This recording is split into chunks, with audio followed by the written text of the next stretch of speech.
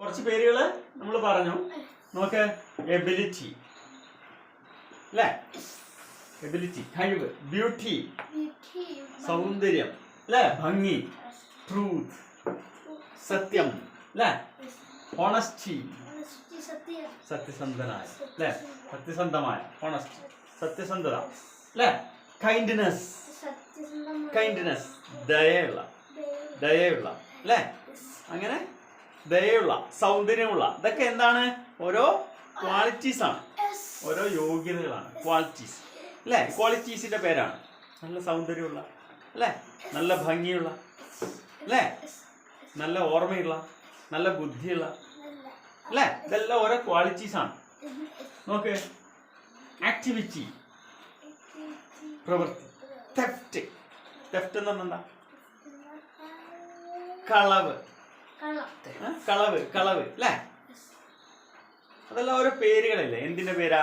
Activities അല്ലെ, പ്രവർത്തിക്കുന്ന ആക്ഷന്റെ പേരുകളാണ്. ഫസ്റ്റ് നമ്മൾ പറഞ്ഞു ഓരോ ക്വാളിറ്റിന്റെ പേരുകൾ, ക്വാളിറ്റിന്റെ പേരുകൾ. പിന്നെ പറഞ്ഞു ആക്ഷന്റെ പേരുകൾ. ഏതൊക്കെയാ? തെറ്റൊക്കെ ഒരു ആക്ഷൻ അല്ലേ. പിന്നെ നോക്ക്, ചൈൽഡ്ഹുഡ്, അതൊക്കെ പേരല്ലേ. ചൈൽഡ്ഹുഡ് കുട്ടിക്കാലം, കുട്ടിക്കാലം ഏത് പേരാ? എന്തിന്റെ പേരാണ്? ആ ഒരു ടൈമിലത്തെ ആ ഒരു അവസ്ഥയുടെ പേരാണ് ചൈൽഡ്ഹുഡ്. യൂത്ത്, യൂത്ത് യൂത്ത് ആയിരിക്കാം. യൂത്ത് എന്ന് പറഞ്ഞാൽ എന്താ? ബാല്യല്ല, ചെറുപ്പം, ചെറുപ്പകാലം, ചെറുപ്പക്കാരെന്ന് പറയില്ലേ യൂത്ത്. ഫ്രീഡം സ്വാതന്ത്ര്യം, ഫ്രീഡം സ്വാതന്ത്ര്യം അല്ലേ. സ്ലേവറി, സ്ലേവറി എന്ന് പറഞ്ഞാൽ എന്താ? അടിമത്വം അല്ലേ. അതൊക്കെ ഓരോ അവസ്ഥേന്റെ പേരല്ലേ അല്ലേ. ഓരോ അവസ്ഥേന്റെ പേര് പറഞ്ഞു, ഓരോ കഴിവിന്റെ പേര് പറഞ്ഞു, പ്രവൃത്തിന്റെ പേര് പറഞ്ഞു. അടുത്ത നോക്ക്, വേറെ കുറച്ച് പേര്. ലവ്, ഈ സംഭവമൊക്കെ ഇതിന്റെയൊക്കെ പ്രത്യേകത എന്താ? ഇത് നമുക്ക് കാണാനും പിടിക്കാനൊക്കെ പറ്റുമോ? കാണാനും പിടിക്കാനും പറ്റുമോ അല്ലേ? ലവ് സ്നേഹം നമുക്കറിയാം, പക്ഷേ കാണാൻ പറ്റുമോ? മണക്കാൻ പറ്റുമോ? പിടിക്കാൻ പറ്റുമോ? ഹാപ്പിനെസ് സന്തോഷം മനസ്സിന്റെ ഒരു അവസ്ഥയാണ് അല്ലേ, ഇല്ല ഫീലിംഗ് ആണ്, മനസ്സിന്റെ ഫീലിംഗ് ആണ് ലവും ഹാപ്പിനെസ്സും. പിന്നെന്താ? ഫിയർ ഭയം, ഭയം എന്ന് പറഞ്ഞാൽ നമുക്ക് തോന്നുന്നല്ലേ, ഫീലിംഗ് ആണ്, പക്ഷെ കാണാൻ പറ്റുമോ? ഇല്ല. കറേജ് ധൈര്യം, ഒരവസ്ഥ, ഒരു ഫീലിംഗ് ആണ് അതെല്ലാം അല്ലേ. പേഷ്യൻസ് ക്ഷമ, നമുക്കൊക്കെ വേണ്ടതാണ് അല്ലേ ക്ഷമ, പക്ഷെ നമുക്ക് കാണാൻ പറ്റുമോ? ഇതെല്ലാം പക്ഷെ പേരുകളാണ്, കാണാൻ പറ്റുമോ? തൊടാൻ പറ്റൂല. വ്യക്തമായ രൂപമുണ്ടോ? ഇല്ല. പക്ഷെ എന്താ നമുക്ക് അറിയുകയും ചെയ്യാം അല്ലേ. എന്തൊക്കെയാ? എന്തൊക്കെ പേരുകളാ പറഞ്ഞേ? കുറെ ക്വാളിറ്റീസിന്റെ അല്ലേ, കുറെ ആക്ഷന്റെ പേരുകൾ, കുറെ അവസ്ഥേന്റെ പേരുകൾ. ചൈൽഡ്ഹുഡ്, ബോയ്ഹുഡ് അല്ലേ. പിന്നെന്താ പറഞ്ഞേ? കുറെ ഫീലിങ്സിന്റെ അല്ലെ, ഇമോഷൻസിന്റെ പേരുകൾ. ഈ പേരിൽ നിന്നും തികച്ചും വ്യത്യസ്തമല്ലേ ഈ പേരുകള് അല്ലേ.